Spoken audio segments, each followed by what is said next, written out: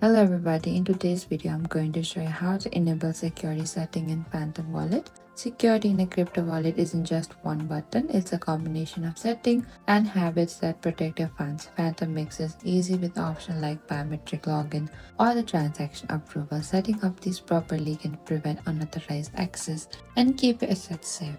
So first you need to launch your app on a device. You can simply unlock it with your Face ID or your password. So what you can do is in the top left, there's a profile icon, select there.